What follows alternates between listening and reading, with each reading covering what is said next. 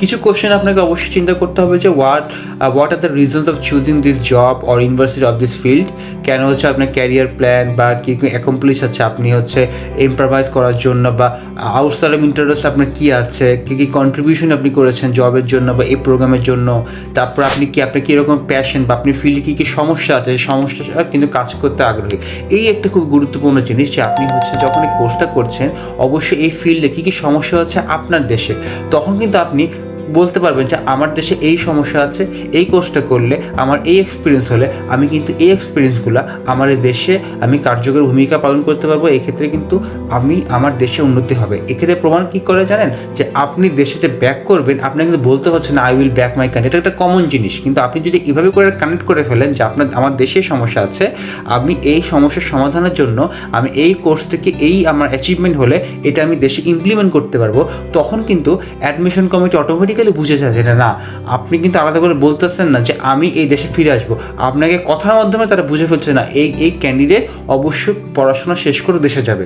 অবশ্যই আমরা দেশে যাবেন কি যাবে না সেটা আপনার একান্ত ব্যক্তিগত ব্যাপার, কিন্তু তাদেরকে তো বোঝাতে হবে জিনিসটা। সেই বোঝানোর জন্য আপনি সরাসরি না বলে ইনডাইরেক্টলি তাদেরকে কথার মাধ্যমে বুঝিয়ে দিলেন যে না আমি দেশে ফেরত যাচ্ছি। এটা কিন্তু খুবই গুরুত্বপূর্ণ একটা জিনিস। ওকে, কিছু টিপস অ্যান্ড ট্রিক্স আছে, এরা চাইলে স্ক্রিনশট নিতে পারেন। একই কথা যে আপনি অডিয়েন্সটা আপনাকে জানতে হবে, পুরো স্ট্রেট ফরওয়ার্ড লিখতে হবে, কোনো কোনো আমার আজগুবি কোনো কথা লেখা যাবে না আর কি, খুবই ফর্মাল ওয়েতে লিখতে হবে এবং পুরো সুন্দর করে এডিট করে খুবই কেয়ারফুল লিখতে হবে। কোনো সিভির কোনো তথ্য আসবে না, খুবই গুরুত্বপূর্ণ একটা জিনিস, আপনি সিভির কোনো তথ্য আপনি দেবেন না। এবং খুবই ফন্টটা খুবই গুরুত্বপূর্ণ, নিউ টাইমস রোমানটা খুবই একটা ফর্মাল ওয়ে এবং 12 ফন্টটা হচ্ছে আপনার সবচেয়ে ভালো।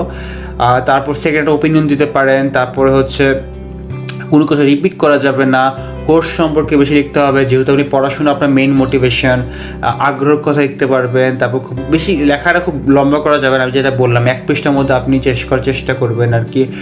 হাস্যরত্মক বা কোনো কমেডি বা খারাপ কিছু লেখা যাবে না, সেকেন্ড পারসন ইউজ করা যাবে না, শুরু থেকে শেষ পর্যন্ত একই ক্যাটাগরি হতে হবে। হ্যাঁ, সেই ক্ষেত্রে কিন্তু আপনি শুরু থেকে শেষ পর্যন্ত কিন্তু সেম প্রসেসের জন্য আপনি আগাতে পারেন। যেমন হচ্ছে আমরা পরীক্ষার আগে কী লিখি, যেমন হচ্ছে আমরা যখন লিখতাম প্রথমে যখন আমরা লিখতে খুব সুন্দর করে লিখতাম এবং শেষে খাতা পরীক্ষার শেষের দিকে কিন্তু আমার লেখা খুব হিজিবিজি হয়ে যেত। কিন্তু এখানে কিন্তু আপনার সেটা না, এটা কিন্তু আপনাকে সময় দেওয়া হবে।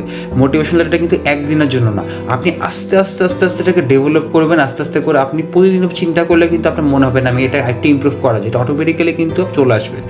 তারপরে হচ্ছে কিছু প্রাসঙ্গিক কিওয়ার্ড ইউজ করতে পারেন, যাতে করে হচ্ছে এই কিওয়ার্ডটা কিন্তু কেন বলছি, অনেক সময় কিন্তু আপনার এই মোটিভেশনটা কিন্তু সফটওয়্যারে দেয়, সফটওয়্যার থেকে কিন্তু 1-2টা কিওয়ার্ড কিন্তু চলে আসে, সেই কিওয়ার্ডের উপর বেসিস করে কিন্তু তারা কিন্তু হচ্ছে বুঝে ফেলছে না যখন কয়টা কিওয়ার্ড পায়, যেটা কিন্তু তারা চাচ্ছে যখন আপনি এনাফ কিওয়ার্ড পায় সেটা কতটা 40% বা 50%, তখন কিন্তু প্রফেসররা কিন্তু পড়ে। কারণ প্রফেসর এত সময় নেয় যে আপনার প্রথমে সব লাইন বাই লাইন প্রথমে একটা সফটওয়্যারে দিয়ে দেয়, ওই সফটওয়্যারে যদি আপনার ওই কিওয়ার্ডগুলো না আসে তাহলে কিন্তু আপনি কিন্তু সেই জিনিসটা কিন্তু শুরুতে যত ভালো লেখেন না কেন প্রফেসরের হাতে পর্যন্ত যাবে না, আগে আপনি বাদ হয়ে যাবেন। তো সেক্ষেত্রেও কিন্তু আপনি খুব সতর্ক থাকতে হবে।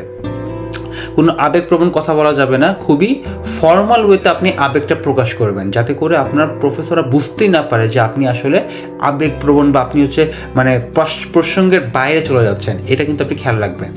তো মোটিভেশন যা আসতে পারে, academic interest, relevant research experience, long term objective, ফিউচারে কী করতে চান, specific interest of attending XYZ university, তা কী বেনিফিট আপনি কারেন্ট রিসার্চ করতে পারছেন, এই জিনিসগুলো কিন্তু আপনি অবশ্যই আনতে পারেন। তারপর what are the some details I might include, কীভাবে ইনক্লুড করতে পারেন, anything special about academic program, আপনি এখন বর্তমানে কী আছে, participation of first year second year seminar thesis, কোনো ফার্স্ট ইয়ার বা সেকেন্ড ইয়ার যদি কোনো রিসার্চ পেপার বা থিসিস বা কোনো সেমিনার অ্যাটেন্ড করে থাকেন, ওই অ্যাটেন্ডটা যদি আপনার কারিকুলাম সে রিলেটেড হয়ে থাকে সেক্ষেত্রে কিন্তু আপনি অ্যাড করতে পারেন। তারপর যে ইন্টার্ন আর যদি কোনো ইন্টার্নশিপ থাকে সেই এক্সপিরিয়েন্স আপনি বলতে পারেন, এডুকেশন ট্রেনিং বলতে পারেন। তারপরে হচ্ছে পার্সোনাল কোনো স্টোরিজ থাকে, সেই স্টোরিজটা অবশ্যই কিন্তু আপনার পড়াশোনা আপনার ক্যারিয়ারের সাথে রিলেটেড থাকে, তাহলে কিন্তু স্টোরিটা আপনি বলবেন। অযথা স্টোরি লেখার কোনো প্রয়োজন নেই, অযথা লেখা বড় করার কোনো প্রয়োজন নেই। তা ওয়ার্কলোড করতে পারেন কীভাবে গোয়িং টু স্কুল, তারপরে এক্সপিরিয়েন্স আন্ডার গ্র্যাজুয়েট এবং গ্র্যাজুয়েট স্কুলে যদি কোনো এক্সপিরিয়েন্স থাকে ওই ফিল্ডে সেটা আপনি বলতে পারেন। তারপর আদার অ্যাক্টিভিটিস যদি থাকে বিজনেস একাডেমিকের ক্ষেত্রে বিজনেস কম্পিটিশন হতে পারে, এগুলো করতে পারেন। সার্ভিস প্রজেক্ট, তারপরে যদি ভালো সিজিপিএ থাকে সেই সিজিপিএটা মেনশন করবেন। খারাপ সিজিপিএ থাকলে কোনো সমস্যা নাই, আপনি মেনশন করার দরকার নেই। আপনি অন্যান্য জিনিসগুলো কিন্তু আপনি তখন ফুটিয়ে তুলবেন যেন চোখে না পড়ে। এটাও কিন্তু একটা ট্রিক্স। এভাবে কিন্তু অনেকে কিন্তু কম সিজিপি নিয়ে অনেকে বলেন ভাই কম সিজিপি নিয়ে কেমন করে আমি অ্যাডমিশন পাবো, এই মোটিভেশনাল লেটারে কিন্তু এই অ্যাডমিশন প্রসেসগুলো কিন্তু আপনার খুব গুরুত্বপূর্ণ ভূমিকা পালন করবে। আচ্ছা, তারপর আরও যে প্রশ্নটা মাথায় রাখতে পারেন যে what do you want to do this course, what academic skills have I got to offer, what personal skills can you offer, what are the strengths, what are the relevant of my first degree of this study, what are my career aims, why this subject, what interests you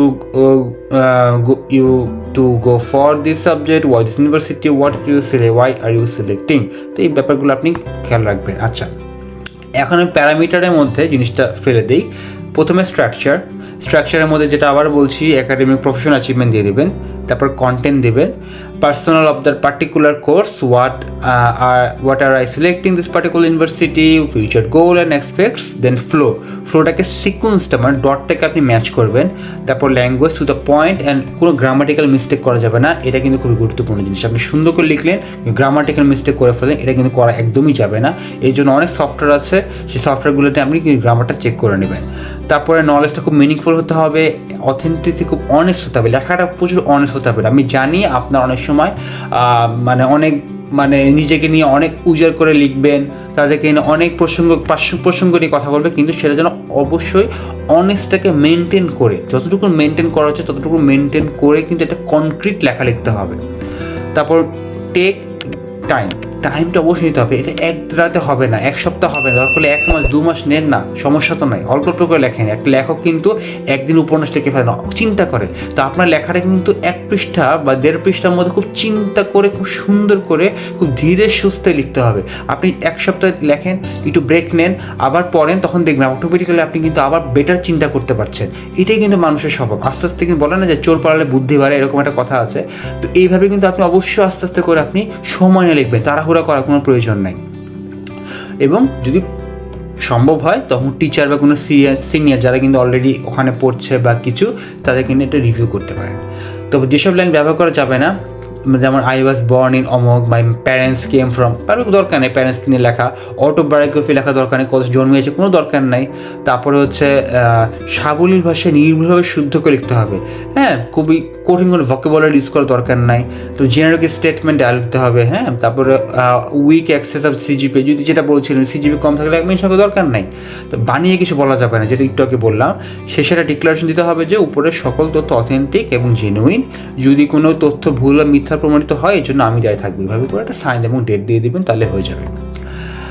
তারপরে হচ্ছে আমি আবার যদি আসি, body paragraph 3টা point থাকবেন। আপনি কে, কী programme বা কী ডিগ্রি, কী ডিটেলস, আমি কনভার্সের কথাগুলো একই আসছে, যাতে করে আপনার মাথা যেন বারবার গেঁথে যায়, সেই জন্য আমি বারবার জিনিসগুলো একসাথে বলছি এবং আমি অনেকভাবে এটা প্রকাশ করার চেষ্টা করছি।